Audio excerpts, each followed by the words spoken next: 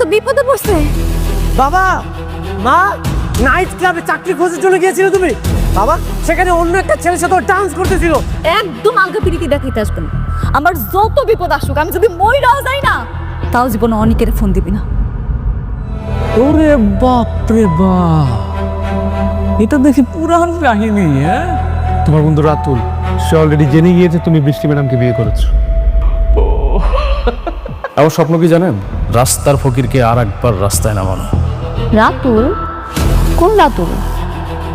হ্যাঁ বন্ধু অনিক, তোমার বউ, মানে ম্যাডাম তো রাতুলের সাথে দেখা করতে এসছে। কে? সত্যিটা আর কতদিন লুকা রাখবি? একটা কথা মাথায় রাখিস, সত্যি কখনো ধামা চাপা থাকে না।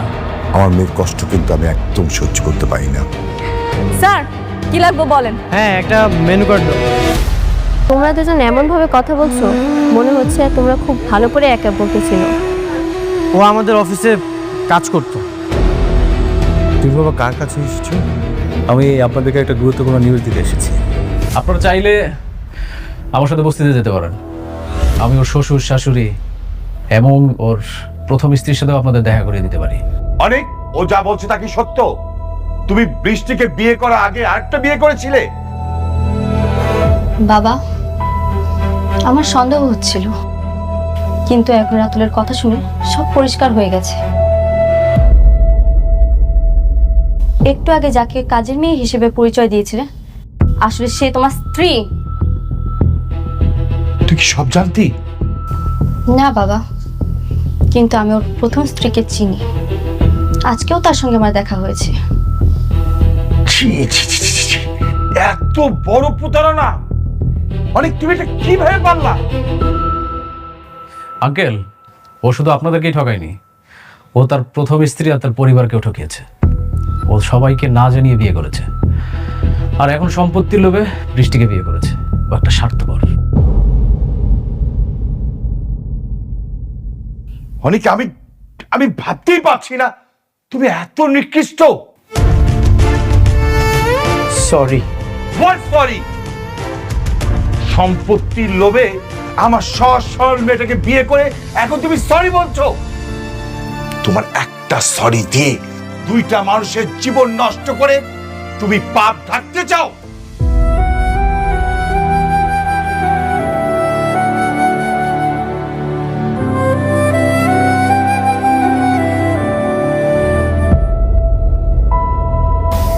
কেন করলে এমন? আমি তো তোমাকে জোর করিনি, আমি তো তোমাকে ভালোবাসি। সেই শুরু থেকে আমি তোমাকে ভালোবেসে এসেছি, আর তুমি আমার ভালোবাসার এই প্রতিদান দিলে। আমি নিরুপায় ছিলাম। চুপ, আর একটা কথাও বলবে না। তোমার সাথে কথা বলতেও আমার এখন ঘৃণা হচ্ছে।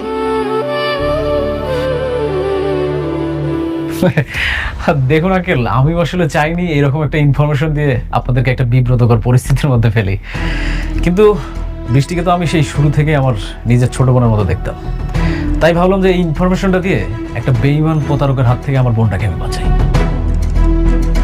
এখন দেখুন, আমি তো সবকিছু প্রমাণ দিয়েই দিলাম, বাকি সিদ্ধান্তটা আপনাদের উপরে। এখন আমি আসি। বন্ধু, তোরা বলছিলাম না তোরা আবার রাস্তার ফকির বানাবো? সেই ফকিরের পথটা কিন্তু আবার চিনাই দিয়ে গেল। আবার থালা হাতে ভিক্ষা করবি, আর যদি টাকার প্রয়োজন হয় আবার আমার কাছে আসবি, এসে আবার আমার ভাই বলবি। আচ্ছা ঠিক আছে, তাহলে আমি আসি।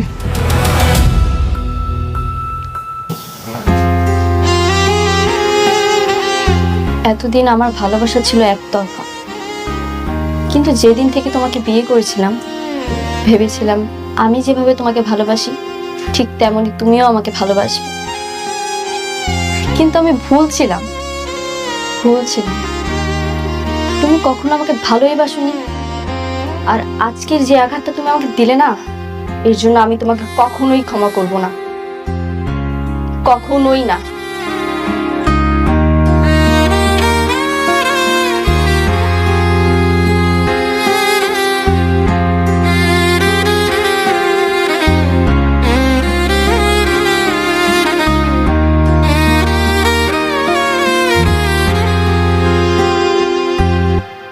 আমি তোমাকে অনেক বিশ্বাস করতাম।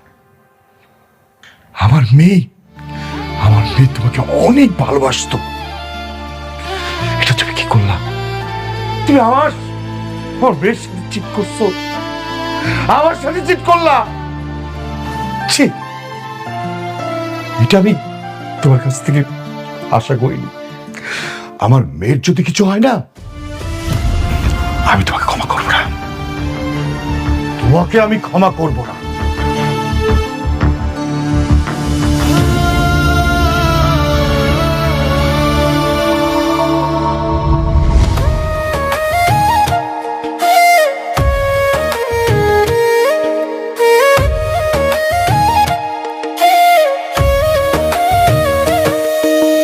ভাগ্যগুণে পাইলাম তোমায়, ভাগ্যে তো আর রইলা না। দুঃখে আমার বুক ভেসে যায়, সুখের দেখা হইল না। তবু আমি তোমার আশায় কাঁদি দিবারাত রোজ। সুখে থেকো, ভালো থেকো গরি ঘরে রাজপুত্রে। ও সুখে থেকো, ভালো থেকো গরি ঘরে রাজপুত্রে। আব্বা জানো, আজকে না অনেক আমার দোকানে আইছিল ওর নতুন বউ লইয়া। কেন তোর দোকান আসছে কেন? কেন আইসে বুঝো না? ঘুরতে আইসে বউয়ের সাথে। সে তার বউয়ের সামনে আমারে কি পরিচয় করাই দিছে জানো? আমি নাকি হেড অফিসে কাজের বুয়া ছিলাম, আর হ্যাঁ আমার মালিক। হ্যাঁ লগে নাকি আমার কাজের বুয়ার আর মালিকের সম্পর্ক। তুই কিছু কস নাই? আর ওই মাইয়া কি সত্যটা জানে? জানে না মা, আমি কিছু কই নাই। অনেকে আমার লগে যা করছে সেটার বিচার স্বয়ং আল্লাহ করবে। আল্লাহ তোরে কেন যে বারবার পরীক্ষায় ফেলায় এটাই বুঝি না। নিক, আল্লাহ মালিক, আল্লাহই তো পরীক্ষা নেব না আব্বা। আমি পরীক্ষা দিতে প্রস্তুত আছি। মারে আল্লাহ তোর কপালে কি রাখছে? আব্বা তুমি আমরা ভাঙ্গা পড়ো না, আমরা কান্দ না, ধৈর্য রাখো। দেখো আল্লাহ ঠিকই আমার একটা না একটা ব্যবস্থা করবো। পারি না রে মা, পারি না।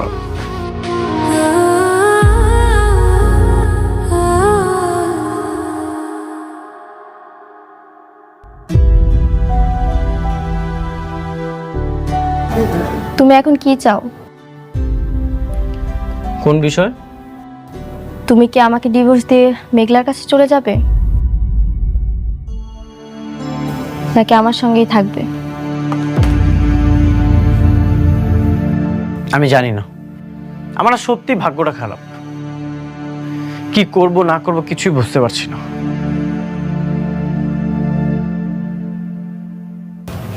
ভাগ্য তোমার খারাপ না, ভাগ্য খারাপ আমার। আমি হচ্ছি কপাল পোড়া। তুমি কি চাও?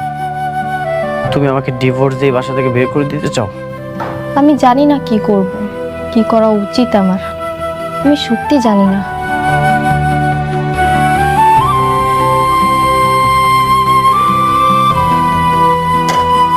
শোনো চাচা, যা খেয়েছি লেখা রাও, পরে দিয়ে যাবো। বাবা শোনো, বাবা বাকি অনেক পড়ে গেছে। হ্যাঁ হ্যাঁ, এইভাবে তো বাকি দেওয়া যাবে না। আমরা গরিব মানুষ, আমিও অসুস্থ মানুষ, আমার মায়াটা কষ্ট করে সংসার চালাইতেছে। এইভাবে বাকি নিও না বাবা। বুঝলাম না চাচা, এত পক পক করতেছো কেন? আর তোমার কাছে বাকি খাই কেডা? কেন বাবা বাকি কথা কয়ে গেলা তুমি? আরে চাচা, এনে যে দোকানদারি করতেছো চান্দা দিবা না? বস্তি তোমার 1 বছর লেগে দিছে 1 লাখ টাকার জন্য। এখানে যে ব্যবসা করতেছো এটা চান্দা কে দিবে? এই জন্য খাইয়া দেওয়া যাইতাছি, মাস শেষে হিসাব করবো কত টাকা ভাই, পরে দিয়ে দিবা, সমস্যা কি? লেখারা হয়ে গেলাম গা। কি কো বাবা? হ্যাঁ, সরকারি জায়গায় দোকানদারি করতেছি, তোমার আমি চান্দা দেবো কি জন্য?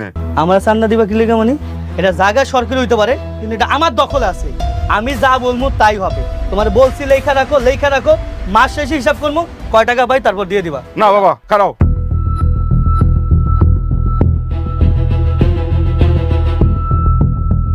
আমার টাকা না দিয়া তুমি যাইবে না, আমি বাকি দিব না। তুই কত বড় সাহস, তুই আমার লোকে চিল্লায় কত কস? তোর আজকে থেকে এখানে দোকান করা বন্ধ। এই দোকান বন্ধ কর, চল। এই,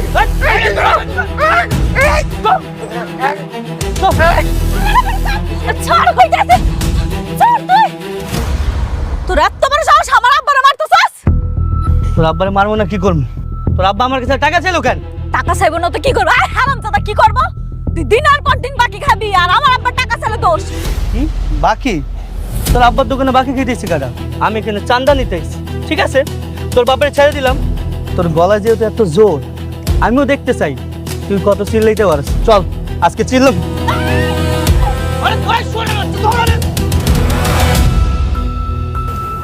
আমি তোমার কাছ থেকে সিদ্ধান্ত জানতে চাই।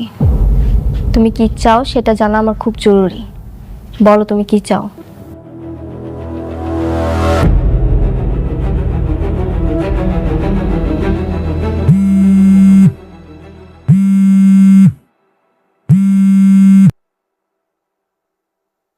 হ্যালো, হ্যালো অনিক ভাই, এখানেই বসে কথা বলো। হ্যালো, কি হয়েছে? তাড়াতাড়ি আমাকে বস্তিতে আহেন। মেঘলা আর মেঘলার বাবারে গুন্ডারা মারতেছে। মারতেছে মানে? এটা আপনি আসলেই জানতে পারবেন, তাড়াতাড়ি আসেন। ঠিক আছে, আমি এখনই আসছি।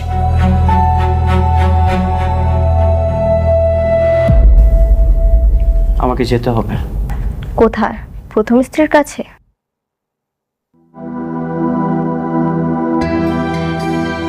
অনেক দাঁড়াও।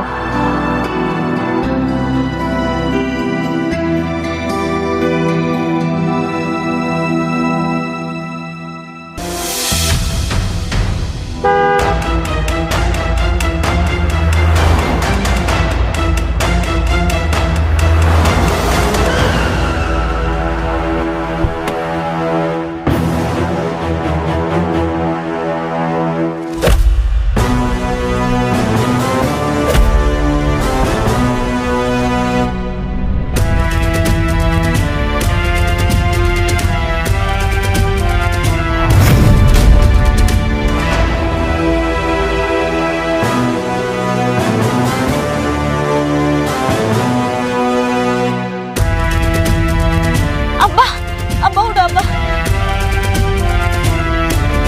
আব্বা তুমি ঠিক আছো? কিরে তুই এইখানে? মানে আপনি এখানে? ওদিনকেও তো আপনার কাছে চান্দা ছিলাম 1 লাখ টাকা, ওটা দেওয়ার জন্য কতদিন সময় ছিলেন? আর আজকে হঠাৎ করে এরকম বডিগার্ড গাড়ি কেমনি কি বুঝলাম না তো। এগুলো কি সত্যি? সেদিন ভদ্রতা দেখিয়েছিলাম, এই জন্যই তোকে চাঁদা দিয়েছিলাম। নেক্সট টাইম যদি এই দোকানের আশেপাশে তোকে আমি দেখি, ঠিকমতো হাসপাতালেও যেতে পারবে না। আর একটা কথা শুনে রাখ, মেঘলা আমার ওয়াইফ, আর এই যে উনি আমার বাবা। ওনাদের আশেপাশে যদি তোকে আমি দেখি, তোর কিন্তু খবর আছে। যা, আর এক মুহূর্তের জন্যও আমি তোকে আমার চোখের সামনে দেখতে চাই না। যা।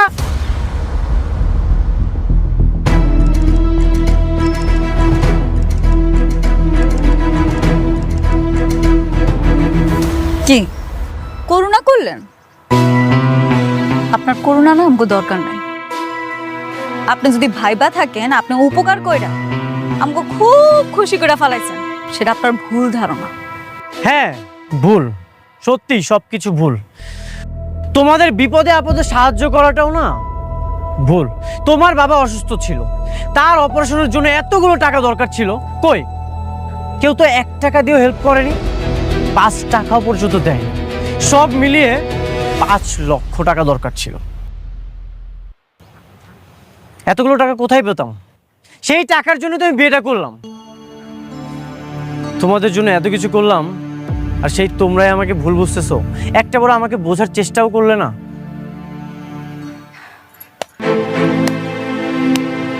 বাহ অনেক সাহেব, বাহ, আপনি খুব সুন্দর গল্প সাজাইতে পারেন। এত সুন্দর করে নাটক সাজান, যখন যে গল্পটা যেখানে প্রয়োজন আপনি সেখানেই বলেন। আমি খুশি হইলাম। কিন্তু আপনার এই মিথ্যা গল্প আমি আর বিশ্বাস করতে পারলাম না। কোনো কিছুই মিথ্যা ছিল না। অবশ্যই মিথ্যা। তোমার জীবনটা একটা মিথ্যা। তোমার মতো নিকৃষ্ট জঘন্য মানুষের কাছে এর থেকে আর কি আশা করতে পারি? স্বার্থপর কোথাকার। তুমি চলে যাও এখান থেকে। আমার দয়া দেখাইতে আসবা না কোনোদিন।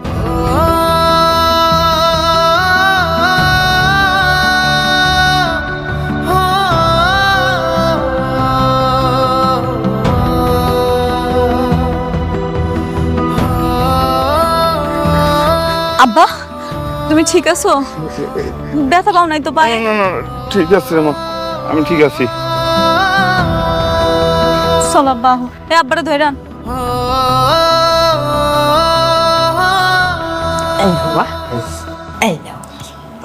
মাংসটা দাও রে ভালো করে।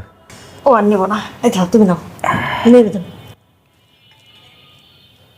তবে বাবাজি, তুমি করছো একটা কাজের কাজ। এখন থেকে যখনই অনেক খালি সোজা হয়ে দাঁড়াইতে যাবো, তুমি ওর মাথাটা একদম এরকম করে ভেঙে দিবা। পরে এই অবস্থা দেখলে আমার মনে খুব শান্তি লাগে, জানো তো। 2 দিন পর দেখবেন যে ও আবার আসবে, টাকার জন্য এসে আমার পায়ে পড়বে। পায়ে পড়বো না, আসুক না, আমি লাখ তুমি একটা তারাই দিব। আমার যেমন করে ঘাড় ধরে বাড়িতে বাইর করছিল, ওইটাকে আমি ভুলে গেছি, আমি ভুলি নাই। হ্যাঁ মা, আমাকেও মেরেছিল।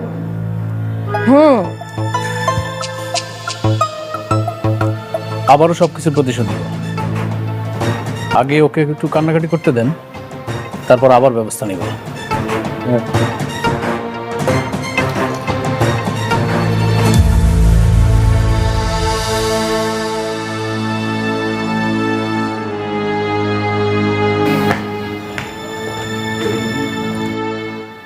কি ব্যাপার, দেখে মনে হচ্ছে তুমি খুব টেনশনে আছো। কিছু হয়েছে? এতক্ষণে ছাড়লো তোমার স্ত্রী?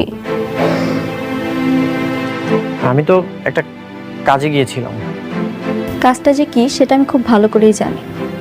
তুমি তোমার প্রথম স্ত্রীর কাছে গিয়েছিলে। দেখো অনিক, তোমাকে এই মুহূর্তে একটা সিদ্ধান্ত নিতে হবে। কি সিদ্ধান্ত?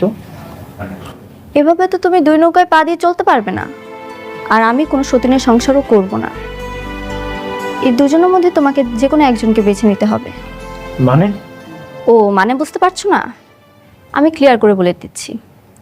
তুমি কাকে চাও, আমাকে না মেঘলাকে?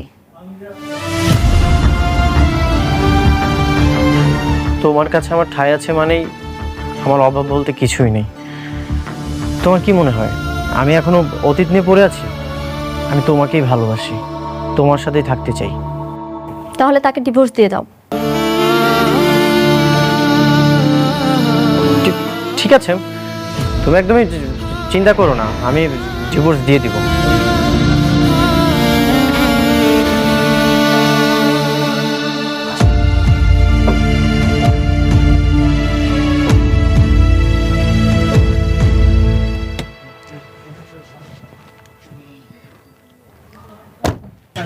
এই একটা কাস্টমার আইছে, যা। আচ্ছা তুই দেখ, আমি যাইতেছি।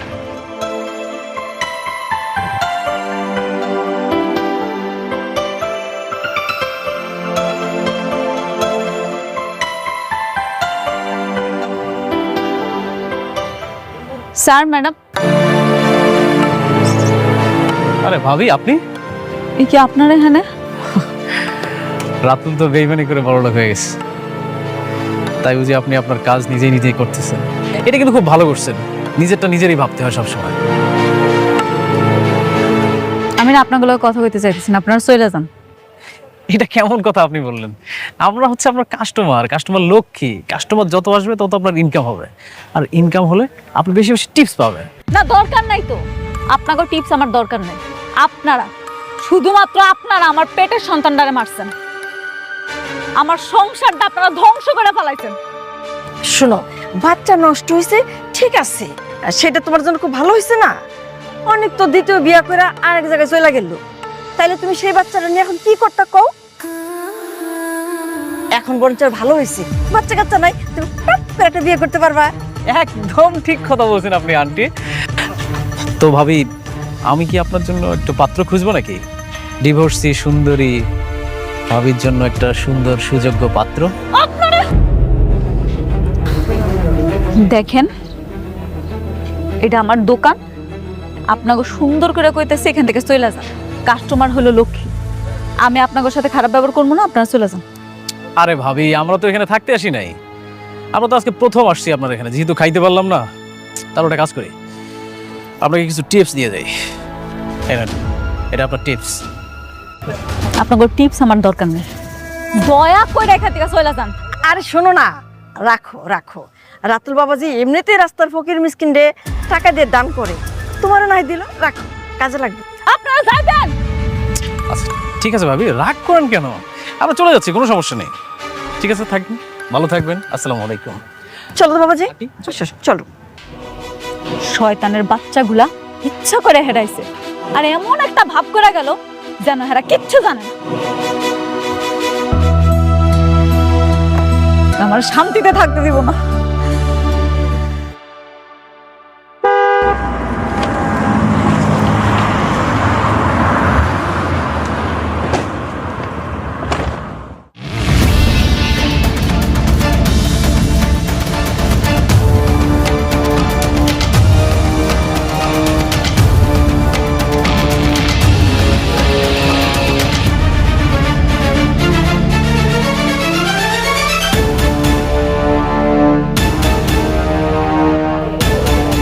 Good afternoon madam. আরে স্যার, আসসালামু আলাইকুম। বসেন বসেন স্যার, কি খাবেন কোন? না না ম্যাডাম, আপনি বসুন প্লিজ। ঠিক আছে স্যার, না না আমি বসবো না, আপনি বসেন। আচ্ছা ঠিক আছে। বলেন স্যার কি খাবেন? না ম্যাডাম, দাঁড়িয়ে কথা বল। এই আমাকে কেন, ম্যাডামকে ধরো। উনি কেন আমার উপর ছাতা ধরবো? কারা আপনারা? আপনি হচ্ছেন আমাদের ম্যাডাম, এই জন্য আপনার উপর ছাতা ধরা হয়েছে। আপনার সাথে একটা জরুরি কথা ছিল। জি স্যার বলেন, কি কথা বলতে চান? আমরা অত্যন্ত দুঃখের সাথে জানাচ্ছি যে আজকে 6 মাস আগে আপনার বাবা মারা গেছেন। আপনার বাবা মারা যাওয়ার সময় তার 50,000 কোটি টাকার সম্পত্তি আপনার নামে উইল করে গেছেন। আপনি এখন সেই সম্পত্তির একমাত্র ওয়ারিশ। কি বলতেছেন স্যার এগুলো আপনি? আপনার নিশ্চয়ই কোথাও ভুল হয়েছে। আমার আব্বা আম্মা মারা যায় নাই, আমার আব্বা আম্মা আমার লগেই থাকে, আমরা সবাই এক লগে বস্তিতে থাকি। আমগো 50,000 কোটি টাকা তো দূরের কথা, 50,000 টাকাই নাই। ম্যাডাম, আপনি যেটা বলছেন সেটাও সত্যি। আপনি ছোটবেলায় হারিয়ে গিয়েছিলেন। আপনার বাবা আপনাকে অনেক খুঁজেছেন, মৃত্যুর আগে তিনি বারবার আপনার কথা বলেছেন, কিন্তু কোথাও আপনাকে খুঁজে পাইনি।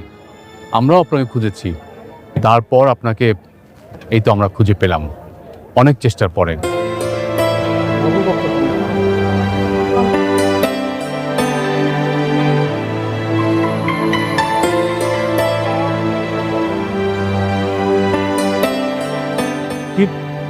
কি দেখছেন ম্যাডাম? স্যার আপনি আমার লাগে মজা করতেছেন না? আমি কিন্তু ঠিকই বুঝছি। আপনার ক্যামেরাটা কই? আপনি নিশ্চয়ই ভিডিও বানাইতে আইছেন তাই না? সমস্যা নেই, আপনি কোন, আপনি যেমন করবেন আমি এমনই করব। ম্যাডাম, আপনার বর্তমান যারা বাবা মা, তারা কেউই আপনার বাবা মা না, তারা আপনার পালিত বাবা মা। আপনি বিশ্বাস না করেন তাদেরকে জিজ্ঞেস করেন। আমি আপনার কথা বিশ্বাস করুম কে? হেরাই আমার বাপ মা, আমি তো এটা ভালো করেই জানি। স্যার আপনি বড় সড়ো মানুষ, আমার যদি কোনো বেয়াদবি হয় মাফ করে দেন। আপনারা এসব কথা করা বন্ধ করেন, আপনি এখান থেকে যান স্যার। ম্যাডাম, এটা হচ্ছে ভিআইপি ব্ল্যাক এলিট কার্ড। এখানে 1000 কোটি টাকা আছে। আপনি যদি আমার কথা বিশ্বাস না করেন, আপনি ব্যাংকে জিজ্ঞাসা করেন, আপনি জেনে যাবেন। এগুলা কি? এগুলো তো আমি বুঝি না, এগুলো কেমনি কি করে? ম্যাডাম, আপনি হচ্ছেন শালিমার গ্রুপ অফ কোম্পানির বর্তমান একমাত্র উত্তরাধিকারী। আপনি দ্রুত অফিসে এসে আপনার দায়িত্ব বুঝে নিন। সবাই আমরা আপনার জন্য অপেক্ষা করব। কি কইতাছেন? আমি এসব কিছু পারবো না। আমি অফিস যাবো কেন? আমি তো অফিস যাবো না। ম্যাডাম, আপনি অফিসে গেলেই বুঝতে পারবেন। আমি কোম্পানির ম্যানেজার, আমি আপনাকে সমস্ত দায়িত্ব বুঝিয়ে দেব।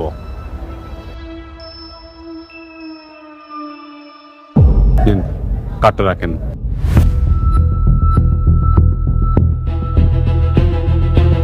ম্যাডাম, আজকে অফিসে একটা মিটিং আছে, আমাকে অ্যাটেন্ড করতে হবে। আর আপনি যখন ওই অফিসে গিয়ে দায়িত্বটা বুঝে নেবেন, তখন এইসব মিটিং আপনি প্রিজাইড করবেন। আমি তাহলে আসি ম্যাডাম, আপনি কবে আসবেন বলেন? না আমি তো যাবো না, আমি যাবো কেন? কেন যাবেন না ম্যাডাম? আপনি বুঝতে পারছেন 50,000 কোটি টাকার মালিক আপনি, আপনি কেন যাবেন না?